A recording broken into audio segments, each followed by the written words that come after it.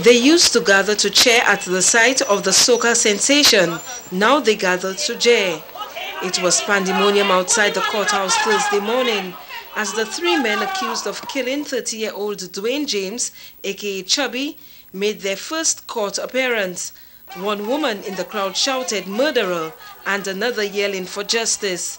In the midst of the large crowd was the mother of the 30-year-old who was killed. I wanted to have the free guys, just to ask them, because that is on my heart, just to see them, to ask them how were they feeling when they placed this knife in my son's flesh. Just that I want to know, and they are not article raster. That is what I want to know. And if they can tell me yes or no, I will still feel, but I just want an answer from them. We need justice for him as a Rasta man.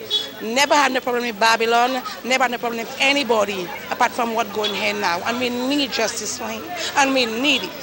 Cecile, I beg you, please, we need that. We will not get it today, but I promise myself we're gonna get it. Then Jordan, because you're on the television saying, stop the violence. And now what is wrong with the violence? It was Rise, this year maybe it's Fall as the song.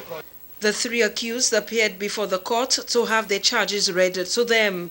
The defense on Thursday requested copies of police statements from the prosecution and statements necessary to make bail application. Nevertheless, the matter was sent to the High Court for hearing, where it will be determined whether there is a sufficient case to answer in the High Court.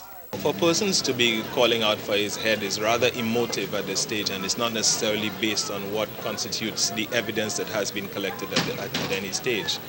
We anticipate that in any case where someone has been charged with murder, there will be an emotional outcry, but persons need to go beyond that to know that the letter of the law dictates that someone is to be tried on evidence, and evidence is only what is collected, and it will be the basis on which either a conviction can be sustained or not. The three accused have each retained individual counsel, but there are concerns being expressed by the lead attorney in the case. Well, he has a right to bail. He has a right to bail, and I anticipate that the judge will determine whether he should be granted bail based upon a number of things, including the strength of the application, which includes the strength of the case against him, amongst other things. The matter will be heard on April 3rd. Reporting for the DBS News World, I am Cecile Actel.